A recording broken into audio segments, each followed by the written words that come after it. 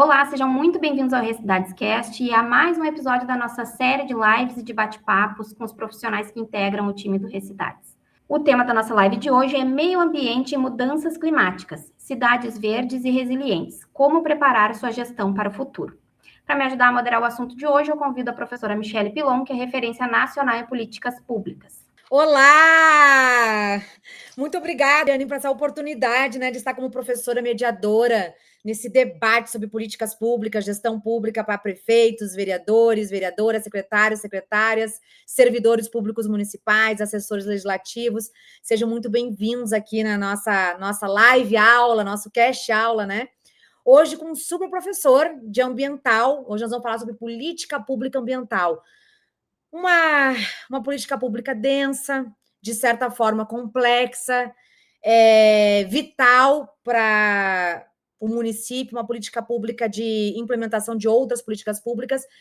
Hoje nós temos a honra de receber o professor Felipe Fengler, que é engenheiro ambiental com mestrado e doutorado em ciências ambientais, é especialista em ESG e ciência de dados aplicada à sustentabilidade.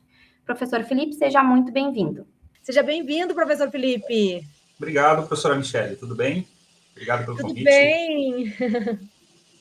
Nós estamos aqui com essa missão de desmistificar a política pública ambiental, de incentivar os nossos municípios a terem uma secretaria ambiental, interligada com mudanças climáticas. Já tivemos uma live aqui de mudanças climáticas.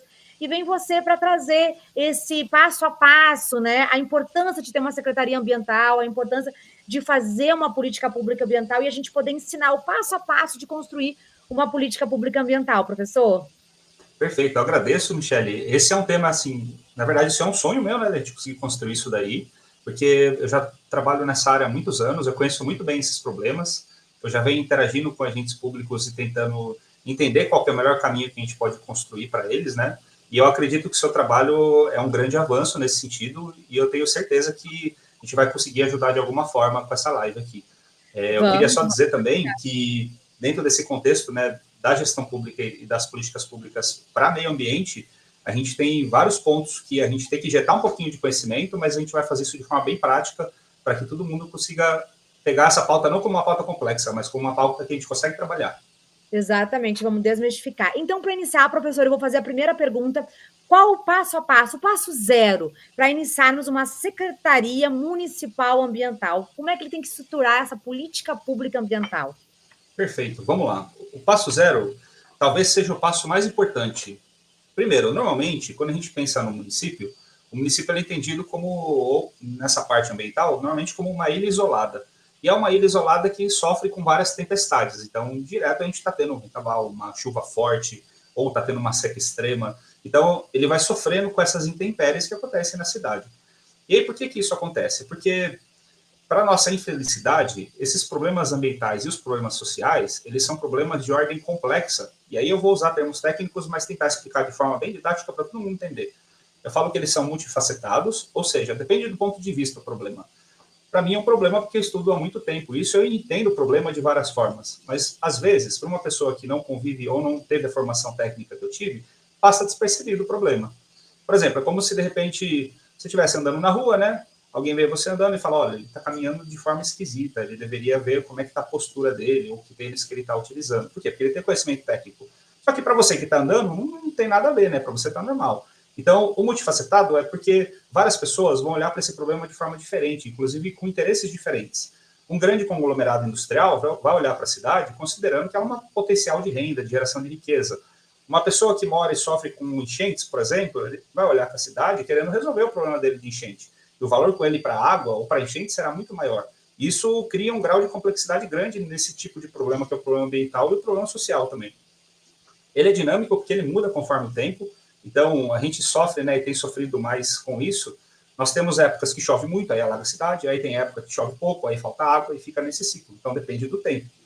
E, além disso, todos os componentes que existem lá, que interações entre agentes ambientais, entre o agente humano, tudo isso daí é super complexo e tem uma ciência por trás. Então, isso cria um medo na gente, fala, nossa, que problema gigantesco, como é que a gente faz para lidar com isso? E é interessante que no passo zero, Primeiro, eu acho que quando o gestor ele entra na cidade, se ele já tiver esse insight que ele está lidando com algo que não consegue ser respondido com ações simples, já é um grande passo, porque ele vai se preparar para conseguir avançar e resolver esses problemas com as ações que são necessárias. E a boa notícia é que a gente já tem um sistema, e a forma de resolver problemas complexos são com sistemas. E esse sistema ele está implementado no país inteiro, para a política pública ambiental ela ser ordenhada e ela ser construída de forma que os problemas sejam resolvidos. E esse sistema ele se chama SISNAMA, o Sistema Nacional de Meio Ambiente. Então, o passo zero do gestor público para a gente conseguir construir as soluções é ele entender que a prefeitura e o município eles fazem parte de um sistema maior, de um ecossistema, né? De várias entidades que estão ligadas, e essas entidades elas já estão estruturadas. Então, ele não vai precisar criar nada disso, isso já foi criado. O que ele vai precisar é ter as condições necessárias de executar e operacionalizar o que foi criado. Então, esse é o primeiro passo que qualquer gestor tem que conseguir consolidar no seu modelo mental para poder seguir e desenvolver a cidade. Professor, e o prefeito sempre ficou com aquela preocupação, o secretário, né? Obter esses recursos financeiros, né? Ai, mas meio ambiente, né? Como é que eu vou obter esses recursos tão complexo? Então, onde que estão esses recursos ambientais para promover essa política pública? Perfeito. Então, essa é uma boa pergunta e ela também tem uma resposta bem interessante.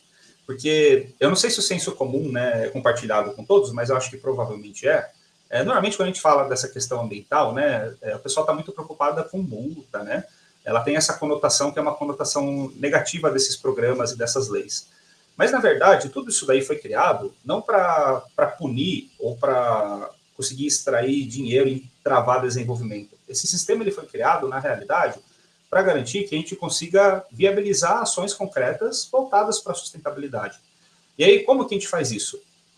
Tem dois princípios que estão nas nossas políticas ambientais. O primeiro princípio é o do poluidor pagador. Então, se eu cometer uma infração, eu vou ter que responder por essa infração e já está previsto em lei todo o mecanismo legal e quais são as infrações, tudo isso daí já está certinho.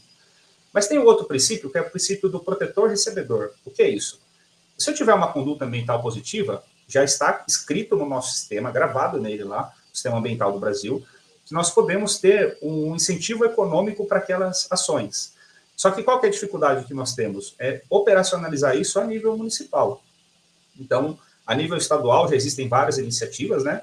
A nível federal também existem várias iniciativas, mas a gente pode tentar viabilizar isso. Além disso, dentro das políticas públicas já estabelecidas a nível federal e até a nível estadual, nós temos todas as diretrizes necessárias que nós temos que executar. Então, eu gosto de trabalhar muito com uma lógica que é uma lógica organizacional de trabalho estratégico, que ela divide a estratégia e a execução das ações em 3 fases, né? Na fase estratégica, na fase tática e na fase operacional. A fase estratégica nada mais é do que a gente entender quais são as diretrizes, quais são os objetivos que nós queremos cumprir, quais são as metas, quais são os prazos. Então, isso daí já está estabelecido nas normativas ambientais. Por exemplo, ó, nós temos já diretriz para resíduos sólidos, a gente tem diretriz para água, então temos uma política nacional de recursos hídricos, estabelece todo o sistema para recurso hídrico. Nós temos uma diretriz para saneamento, né? Saiu agora o novo marco legal de saneamento, já faz pouco tempo, né? Que reorganiza também muitos dos problemas, mas ainda a gente pode ir modelando isso. Temos para biodiversidade e por aí vai, para áreas protegidas. Então, tudo isso daí já está estabelecido. E as leis, quando elas foram criadas, acho que todos vocês ouviram falar em algum momento aí da vida, que o Brasil ele já teve as leis ambientais mais evoluídas do mundo, ou mais avançadas do mundo. E não porque eram mecanismos restritivos, mas porque eram mecanismos que forneciam subsídios para a gestão. O que significa isso? Ela está te dando ali as instruções do que você tem que fazer para conseguir viabilizar. Então, o nosso estratégico ele já está meio que montado ali. O que falta? Vamos entrar no tático. O que é o tático? Beleza, eu entendi na minha cidade quais são as diretrizes que eu tenho que seguir, inclusive provavelmente muitas delas estão estourando ali, porque estão me pedindo para entregar coisa que eu não tenho, plano de saneamento, plano de conservação de recurso hídrico, plano de drenagem urbana, estão pedindo um monte de coisa que eu não tenho ainda, mas eu já entendi por que estão pedindo. No tático, eu vou falar, poxa, mas como é que eu vou fazer tudo isso? Eu preciso de recurso, né? Eu preciso de dinheiro para fazer. E a outra boa notícia é que no nosso sistema ambiental, isso também tem previsto, inclusive dentro de cada uma dessas leis, começaram a ser previstos esses mecanismos, para você ter dinheiro para viabilizar as ações. Vou dar um exemplo, que é um exemplo bem concreto. A Agência Nacional de Águas, que foi criada lá com a Política Nacional de Recursos Hídricos, ela faz a cobrança pelo uso da água. Então, o dinheiro que o pessoal está pagando lá para explorar um aquífero, uma nascente, ou um rio, ele volta para, uma parte dele volta para a Agência Nacional de Águas, que controla tudo. E aí, esse dinheiro, ele fica disponível, não para o governo federal pegar e gastar com o que quiser, ele tem que ser reutilizado nas próprias bacias. A gente fala que são os comitês de bacia, que são as regiões onde as cidades estão inseridas, né, regiões hidrológicas, que precisam ser gerenciadas e precisam ter recursos para viabilizar as ações de melhoria. Então, esse dinheiro acaba retornando para a bacia. Qual que é o grande problema? Imagina que a gente vai pedir empréstimo no banco. Então, eu chego lá no banco e falo, olha, eu preciso emprestar 100 mil reais porque meu município precisa de dinheiro para conseguir viabilizar esse negócio aí de bacia hidrográfica, etc. Aí o banco vai falar, poxa, esse cara está com uns argumentos meio frágeis aí, né? É diferente de eu chegar com uma proposta para o banco falando, olha, o meu município é localizado nessa bacia hidrográfica, né? A gente tem esses prejuízos com enchentes a cada 3 anos ou a cada 2 anos. Eu preciso de 100 mil reais para fazer essa intervenção. Essa intervenção, considerando o prejuízo que eu tenho, ela vai me dar um retorno de investimento em 3 anos. Então, e com o dinheiro que eu recebo de uso da água, eu consigo pagar o seu empréstimo mais os juros tranquilamente, porque vai ameaçar só 30% ou 40% do meu orçamento.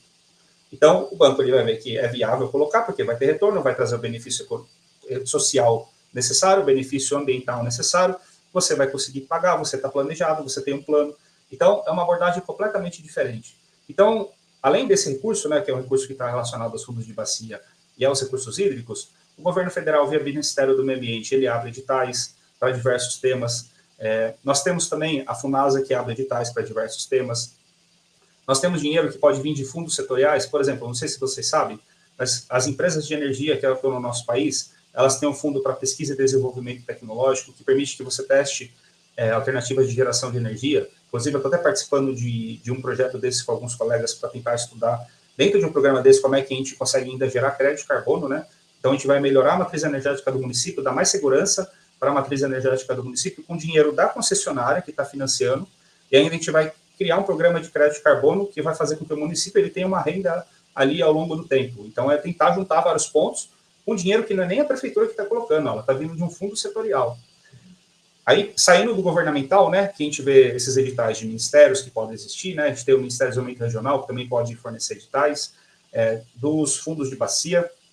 Nós temos o dinheiro que entra de licenciamento, de compensação, de multa, que também poderia ser utilizado desde que a gente entenda quais são os mecanismos necessários para isso, né? E, por que não, né? Além do dinheiro governamental ou dinheiro público, por que a gente não pode também tentar procurar parcerias privadas para essas ações? Então, existe a lei do bem, que as empresas têm recursos para aplicar, existe recursos destinados à inovação. Eu faço parte da universidade, eu falo para vocês, assim, com muita alegria, né, de estar vendo isso acontecer. Estão aparecendo vários editais, mas são muitos editais para a gente executar projeto dentro da área ambiental, em desenvolvimento científico, mas que possa produzir benefícios para a cidade também.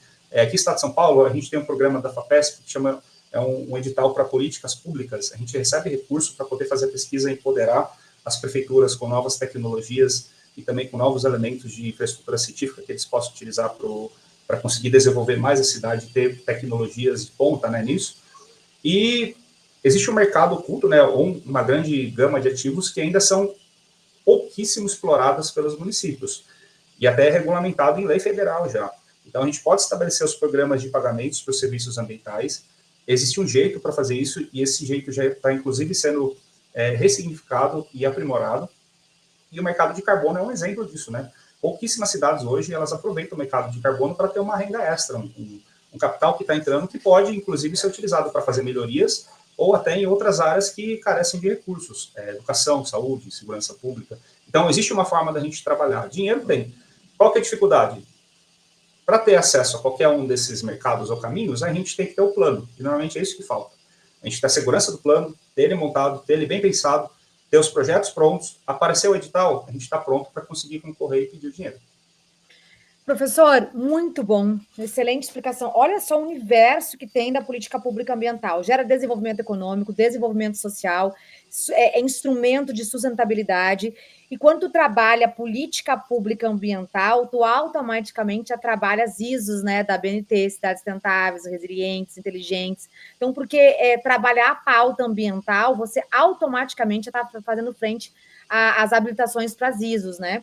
Professor, então o município, o prefeito, ele pode captar esses recursos públicos federais e de fundos também que você falou, e ele também pode atuar nessa atração de investimentos privados, né?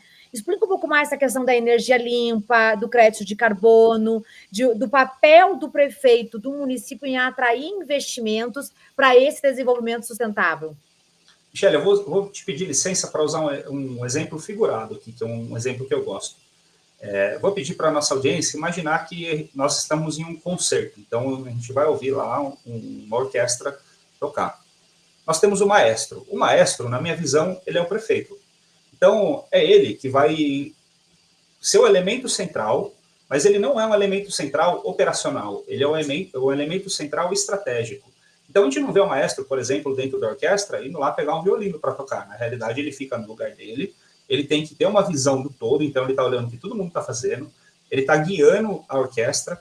Por quê? Porque se ele não faz isso, de repente ele para sei lá, acontece alguma coisa, ele sai, nós podemos ter algum grupo, por exemplo, o pessoal das cordas, tocando com maior intensidade e deixando com que a frequência sonora ela não fique legal, né? Ou a gente pode ter percussão, ou a gente pode ter o sopro, e isso daí sai de harmonia.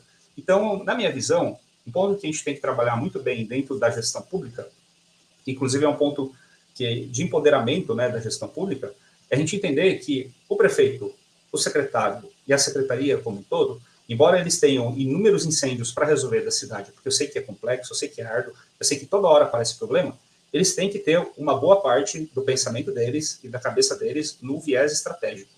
Então, esse é o primeiro ponto. Se ele não conseguir fazer isso, não conseguir colocar a cabeça no estratégico, é muito difícil de conseguir viabilizar essas parcerias e buscar esses recursos. Por quê? Porque se ele não tem a estratégia, ele não vai conseguir acessar o edital.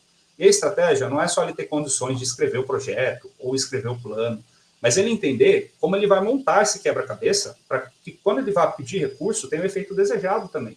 Porque, por exemplo, isso é uma coisa que eu tenho vivenciado ultimamente. Na universidade, a gente tem buscado, até por participar em vários fóruns internacionais, a gente tentar implementar, até como desafio institucional, o lixo zero, né, que a gente desviar mais de 90% dos resíduos de aterro sanitário. E aí, imagina, quando eu vou conversar, às vezes, com as secretarias, né, com os secretários, com os assessores, até com os prefeitos, quando a gente pensa na cidade, está todo mundo pensando, ai meu Deus, o que eu vou fazer com o meu aterro sanitário? Ele está ficando cheio de lixo, eu preciso achar outra área para colocar. Raramente nós temos a linha de raciocínio diferente, que é pensar, poxa vida, como é que eu vou fazer para não ter mais aterro sanitário aqui na minha cidade?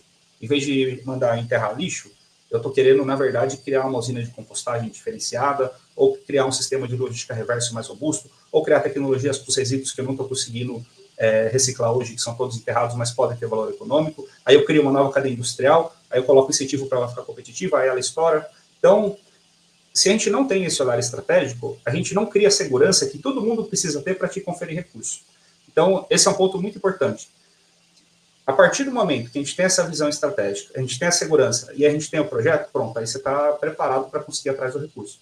Estou procurando editais lá do Ministério do Meio Ambiente ou editais setoriais. No Ministério do Meio Ambiente não tem nada. Nos setoriais, opa, a concessionária aqui que eu tenho, ela tem fundo setorial. Será que não vale a pena eu ir lá conversar com ele? Então, essa é a função principal que eu vejo desses entes de gestão. Vamos lá conversar e vamos tentar fortalecer essa estrutura para garantir o fundo setorial. E o mesmo vale para o particular, para o industrial. Então, quando a gente está preparado, a gente tem condições de buscar, senão a gente fica só esperando chegar alguma coisa. Exatamente. Professor, e a governança? Como deve ser a governança dessa política pública ambiental? Com criação de conselhos, comitês, como que funciona essa gestão para o município conseguir implementar a política pública ambiental?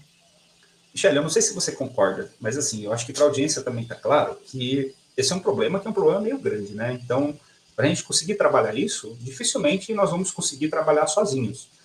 É irreal a gente ter expectativa que o prefeito ou o secretário eles consigam ter toda essa articulação e toda essa força sozinhos. Então, eles dependem de outras entidades, outras organizações e outros indivíduos que estão dentro do município. Por exemplo, vamos supor que eu quero fazer um acordo setorial com a agência de energia da minha cidade. Será que eu tenho expertise técnica até os elementos de fala, eu ou o meu secretário ou o agente técnico, para ir conversar com ele? Se eu não tenho, será que nas universidades eu tenho essa expertise? Se eu não tenho nas universidades, será que na indústria eu consigo achar essa expertise? Ou na comunidade, ou em algum local eu consigo encontrar isso? Então, esse é o principal valor que eu vejo dos conselhos municipais. Atualmente eu tenho participado de dois, né? Eu participo do Conselho Municipal de Meio Ambiente da cidade de Votorantim, então, mas eu participo representando a universidade, e eu também participo do Comitê de Bacias Hidrográficas aqui da nossa região, também representando a universidade. E como universidade, como que a gente ajuda eles? Olha, professor, a gente está com um problema assim, assim, assado, a gente está com dificuldade de achar a solução, como é que a gente pode fazer? Aí entra todo o meu conhecimento técnico e toda a minha vivência técnica para tentar contribuir. Eu falo, olha, vamos tentar fazer essa estratégia, vamos tentar ir por esse caminho, vamos tentar articular por ali. Então, eu consigo ajudar a formatar tecnicamente, por quê? Porque eu fui preparado para isso. Então, ó, um conselho de meio ambiente ideal, ele tem que ter universidades, porque a expertise técnica está lá. Além disso, eu como universidade, eu estou sempre olhando no edital de pesquisa. Eu falo, olha, na secretaria, eles estão precisando de um sistema novo para isso ou para aquilo. Eu acho que encaixa nesse edital, vamos conversar, tentar articular. Aí, a solução, ó, ela começa a chegar a partir da parceria de forma orgânica, porque eu também conheço os problemas do município. Então, há um ganha-ganha dos dois lados. Quando a gente vai para o industrial, a gente tem entidades industriais ou do setor produtivo engajadas nos conselhos, é muito difícil. Mas é onde eu vejo que talvez exista o maior potencial de parceria. Por quê? Porque o município ele tem vários problemas. Ele tem áreas públicas com problema, tem parque com problema, ele precisa recompor a vegetação em certas áreas. Aí o industrial, às vezes, ele precisa fazer o termo de ajuste de conduta, ele não sabe onde ele coloca, aí fica numa relação administrativa apenas, e vira uma relação de punitiva, né, que é o que a gente fala. Então, não vira uma relação parceira. E quando a gente tem o setor produtivo junto no conselho, ele também consegue trazer uma força, uma atração que está dentro do escopo dele. E, por fim, nós temos a sociedade civil como um todo, né? Nós temos as entidades públicas, as concessionárias de energia, de água, para acessar os fundos setoriais. Então, um bom conselho é um conselho que é diverso. E os elementos que estão ali, né, ou as entidades, ou as pessoas que estão ali, elas não têm que estar ali só por engajamento ativista, por um ativismo ambiental, não que isso seja ruim, porque isso também é importante. Mas elas têm que estar ali porque elas querem contribuir com a visão estratégica e com a construção da visão estratégica do município. Então, esse é um ponto que eu queria trazer para vocês, porque eu já vi isso em inúmeras cidades, em várias situações. Quando os conselhos eles ficam perdidos sem a visão estratégica, ele sucumbe e ele não vai cumprir a função que ele teria que cumprir. Ele vira um espaço de apenas discussão de problemas, então só fica aparecendo problema. Ele vira um espaço de tentar aumentar administrativamente cada vez mais o que existe dentro do município, que fica mais travado, e a gente cai naquele viés lá do poluidor pagador. Então, eu só quero saber de travar, de parar, de punir, e não estou querendo construir. Então, um bom conselho é um conselho que consegue construir. E as melhores experiências que eu tenho para conseguir trazer e formar bons conselhos é através das práticas ESG, que é Environmental, Social and Governance, que são práticas super atuais. Elas são ferramentas que foram criadas para a gente conseguir justamente lidar com esses problemas e construir essas soluções. E eu acredito que talvez, Michele, esse seja um ponto de virada dentro da administração pública, né, para essa parte ambiental, para a gente ter conselhos mais atuantes, ter secretarias e prefeituras muito mais estratégicas, muito mais consolidadas e que consigam trazer muitos mais resultados, fazendo que, inclusive, a gente reportar indicador de ISO, reportar plano diretor de saneamento, plano diretor da cidade, seja algo que fique muito mais natural e não uma obrigação que sempre acontece e vira um peso dentro da administração. Professor, nessa linha, né, governança, captação de recursos, a pesquisa, ESG, a política pública ambiental gera crescimento econômico, né? São os ativos ambientais, é a economia verde. Como a política pública ambiental pode trazer para o município novas oportunidades para gerar esse crescimento econômico das cidades? Então tá bom, Michele, eu vou contar para vocês um segredo que eu tenho visto com muita alegria e ele está se disseminando cada vez mais. Tem um ativo ambiental importante que ele foi instituído lá no protocolo de Kyoto, né? Porque o mundo ele se conscientizou com essa necessidade de a gente combater a mudança do clima. E assim, o nosso clima ele está bem mais doido, né, de fato. E são os créditos de carbono, acho que todo mundo já ouviu falar, nem que seja por cima. Isso nem que não entenda como funciona, todo mundo já ouviu falar. E aí, as empresas que geram os créditos, né, ou as empresas que podem gerar crédito, ou as organizações, ou as atividades, são atividades relativamente simples. Por exemplo, o plantio de árvore gera crédito de carbono. E o crédito de carbono oriundo de plantio de árvore é um crédito que tem muito valor econômico, que é procurado pelos europeus, pelos americanos, pelas empresas.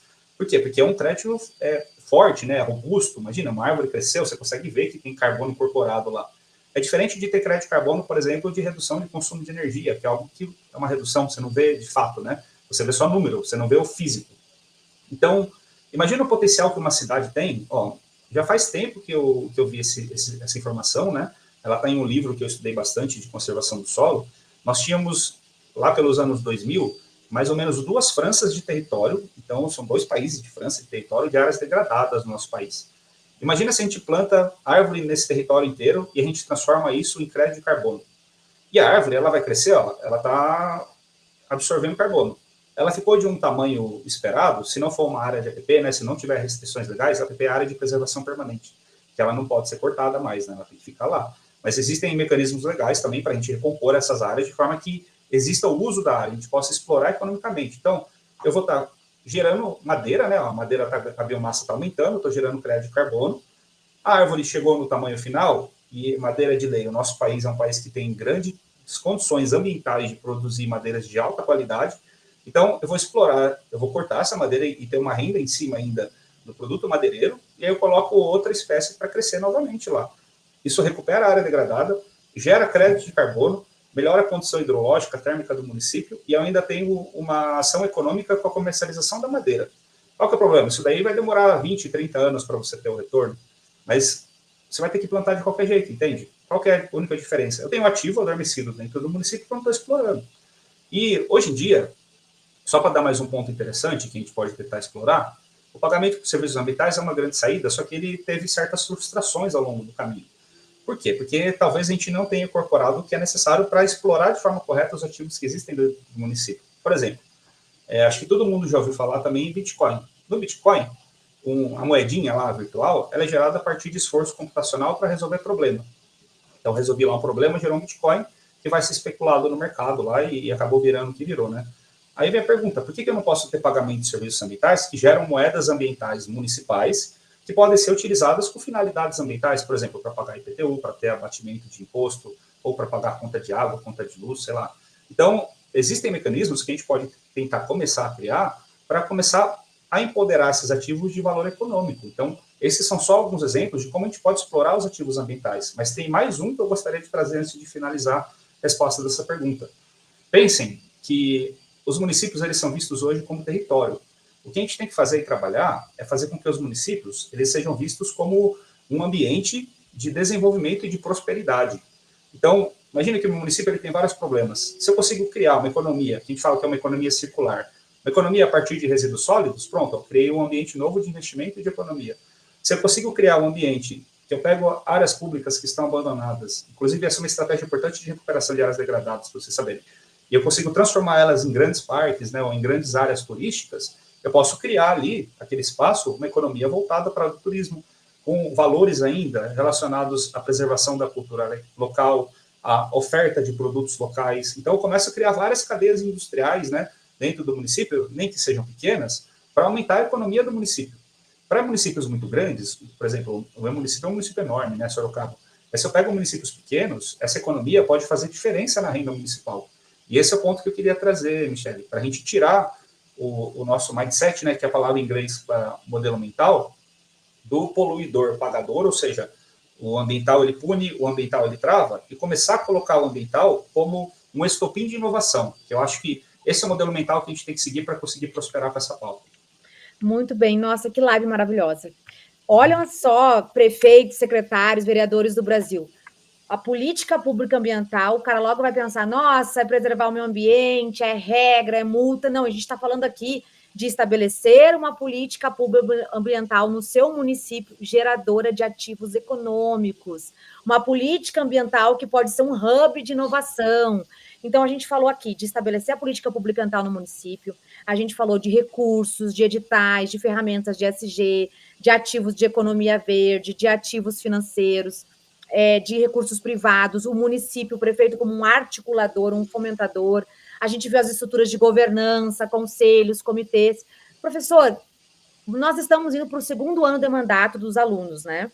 E os prefeitos querem aprender para entregar resultados nessa área ambiental, expandir a mente. O prefeito que quer trabalhar essa política pública ambiental, quer aprender, quer começar, quer fazer para o ano que vem, dar foco nela. Quanto tempo ela começa a dar resultados? Olha, depois eu quero pensar a política pública ambiental, estruturar, fazer o projeto, buscar captar investimentos, né? Nós temos mais 3 anos de mandato. quanto tempo, assim, fazendo um bom trabalho, estudando, tendo conhecimento, montando uma equipe, uma estrutura organizacional mínima, para isso a gente pode começar a colher resultados dessa estruturação dessa política? Olha, Michele, para fazer com calma, com tranquilidade e seguindo o rito técnico, eu vou tentar estabelecer as etapas aqui para a gente discutir, né, e passar para o pessoal, e eles podem tentar seguir e ver se a nossa estimativa ela se confirma ou não. Ó, vamos colocar uma etapa 1, né? Vamos considerar, eu vou sair do zero, tá? Então eu vou sair que ainda está desarticulado, para a gente sair do zero e tentar chegar nesse ambiente de hub, né? Vendo a prefeitura ou o município como um hub de inovação e investimento para a pauta ambiental. Do zero, a gente precisa de 6 meses para organizar a casa. Organizar a casa e deixar ela preparada para esse trabalho. Eu não estou considerando o tempo que pode ser necessário para a contratação de outras pessoas, considerando que elas já estão inseridas dentro desse ecossistema e que eu preciso articular para formar os conselhos e deixar tudo preparado. E o que funcionaria nessa etapa zero? Primeiro, ó, a gente tem que ter, inicialmente, a fundação de um conselho e uma escolha, não uma escolha, né, mas um convite de agentes, ou vou chamar de stakeholders, que é a palavra em inglês, mas stakeholders são as partes interessadas mais importantes do município para o conselho. Então, é um convite. E aí, o prefeito, como um grande articulador político, ele tem condição de fazer isso com muita propriedade. Então, vamos ver quem são os grandes articuladores ou as grandes figuras do município, e aí eu vou ver setor produtivo, eu vou ver dentro das universidades, eu vou entender dentro do que existe das partições públicas, né, ou dos órgãos públicos que atuam no município, e a gente formar um conselho robusto e forte, porque esse conselho ele vai ser a nossa base para ajudar na construção da estratégia e depois para o refinamento dessa estratégia. Então, esse é um ponto inicial importante que a gente tem que fazer dentro desses 6 meses. Então, montou um conselho e deixou a secretaria e o conselho ali preparados, já sabendo quais são as bombas que estão estourando, o que a gente precisa resolver e quais são as oportunidades, porque o conselho ele consegue trazer isso. Então, primeiros 6 meses, ó, a gente arrumou a casa. Os próximos 6 meses, a gente vai trabalhar nos estratégicos, para a gente conseguir ter as estratégias formuladas e começar o tático. O que é o tático? Já sabemos o que a gente tem que fazer, já sabemos o plano, estamos construindo os projetos, a gente já tem uma noção do que se precisa de dinheiro, vamos procurar as parcerias para conseguir executar esses projetos.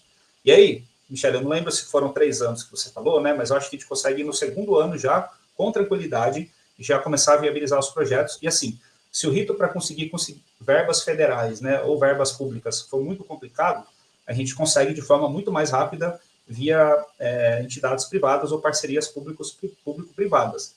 Então, no segundo ano, a gente já conseguiria executar algum projeto. E aí, no terceiro ano, aí nós já estaríamos maduros, provavelmente com projetos bem amadurecidos, só esperando a oportunidade de submetendo já e tendo resultados de submissão de projetos também. Então, viu só, prefeitos, aqui nós estamos com um engenheiro ambiental, um doutor que trabalha o fomento à política pública ambiental em diversas cidades aí, com pesquisa e membro de comitê, de conselhos. O quanto você pode tirar da política pública ambiental ativos econômicos? Isso é maravilhoso, né? É do meio ambiente, traz sustentabilidade, traz crescimento econômico, isso que é gerar conhecimento, isso que é... Eu estou encantada com a live. Isso que é gerar conhecimento. Eu queria só concluir com uma fala importante, que eu acho que é uma palavra só, que eu acho que ela integra tudo isso daí, e integra também o seu programa, perdão. Qual que é a palavra? É prosperidade. Eu acho que o que a gente tem que entender dentro dessa pauta ambiental é como utilizar ela para a prosperidade, porque nem todo mundo vai conhecer essa história, né? Mas as leis ambientais brasileiras, elas surgiram para a gente mudar nosso paradigma de desenvolvimento. Nosso desenvolvimento antes era um desenvolvimento a qualquer custo que teve muitos efeitos adversos, efeitos ruins. Por exemplo, a gente precisava se industrializar, e aí para isso a gente teve que atrair indústria, teve que pegar tecnologia, implementar e colocar para rodar. Produzir carro, era o que tinha de melhor na época. Só que isso começou a trazer problemas, que era a poluição, né? É a poluição, é a escassez de recursos, é a degradação das áreas. Hoje a gente vive um outro momento onde a gente está vendo essas áreas degradadas e está sentindo o efeito disso. O efeito que não foi imediato, ele teve um tempo até se consolidar. E aí, quando surgiu a lei ambiental lá em 81, que é uma lei antiga, né, que é a Política Nacional de Meio Ambiente, ela falou, não, gente, agora o Brasil entende, nós entendemos, nós todos como brasileiros, que desenvolvimento não é isso. Desenvolvimento é a gente conseguir inserir o componente social, o componente ambiental e a sustentabilidade para garantir que esses recursos existam para as próximas gerações, que não acabe na nossa. E as próximas gerações também existam, né? Senão poderia acabar na nossa geração, toda a história. Então, foi inserido como um componente de desenvolvimento. Então, a gente não pode esquecer isso. A prosperidade, ela está escrita lá. E hoje em dia, o que é uma cidade próspera? É uma cidade que tem os seus recursos ambientais preservados, que não falta água, que não tem enchente, que tem uma renda pujante. Inclusive, eu compartilho com vocês dentro da visão técnica, eu estudei por muito tempo o tripé da sustentabilidade, né, que a gente tem ambiental, social e econômico. Eu vejo hoje muito claramente que se a gente não tem o social e o econômico dando suporte para o social e o ambiental, perdão, dando suporte para a economia, em algum momento essa economia vai falhar. Por quê? A gente vê hoje na mídia, né, a gente tem uma variação de chuva ou uma variação climática, o que acontece com a produção agrícola? Cai. Aí o que acontece com o PIB? Cai. Aí o que acontece com a inflação? Aí sobe. Aí começa a ter vários efeitos em outros sistemas, né? Então, o componente ambiental, ele afeta o econômico. E o componente social, a mesma coisa. Se nós vivemos em uma cidade que é uma cidade que não tem cultura, é uma cidade que não tem qualidade de vida, é uma cidade que não tem saneamento, que não tem saúde, como é que essas pessoas vão ter condição de prosperar? E aí, esse é um ativo importante para os nossos gestores. Por quê? Ele não vai ser o gestor da multa, o gestor da lei, ou o prefeito da multa, o prefeito da lei. Ele vai ser o prefeito da prosperidade. E aí, eu não sei se você concorda, Michele, é um legado muito interessante de se ter para qualquer cidade. Professor, excelente. Eu sempre falo em todas as palestras, as aulas, prefeito, mira, cidade, propósito e prosperidade. Cidade, propósito e prosperidade. Se ele tá ali como líder daquela cidade, secretário, prefeito, vereador, é porque ele tem um propósito. E esse propósito tem que gerar a prosperidade. E a prosperidade se dá com a governança, com as políticas públicas, com o desenvolvimento sustentável, econômico, social. E, ao fim e ao cabo, é trazer qualidade de vida para todo mundo, né? Geração de emprego e renda, filhos saudáveis na escola, família, saúde mental para todo mundo. Todo mundo quer uma vida plena, em paz, né? Trabalhar, produzir, e, enfim, e a gente poder deixar um legado e um futuro para os nossos filhos, nossas crianças, né? Na verdade, nós que estamos na geração de 40 a mais aqui, 30 e poucos, 50 e poucos, 60 e poucos, está naquele volume de trabalho intenso, né? Nós estamos construindo legados, cidades com propósito, com prosperidade. Excelente, professor. Fechou com chave de ouro a live. Maravilha, obrigado, Michele. Eu agradeço o espaço, poder compartilhar aqui muito do que eu penso, né, e muito do que eu acredito também. E eu fico muito ansioso e feliz para ver todos vocês poderem compartilhar também essa experiência, essa visão. E mais, Michele, a gente poder construir legados de prosperidade. Eu acho que essa é uma missão e um valor bem importante para todos nós. Exatamente, legados de prosperidade. Obrigada, professor, pela oportunidade, excelente debate sobre meio ambiente, né, e ativo econômico. Até a nossa próxima livecast. Mais uma vez, muito obrigada, professora Michele, muito obrigada, professor Felipe, obrigada pela participação no nosso podcast. O bate-papo de hoje foi incrível. Se você gostou do nosso conteúdo, compartilhe na sua cidade e venha fazer parte do Recidades. Nos siga nas redes sociais, o Recidades está no Instagram, no YouTube e no Spotify.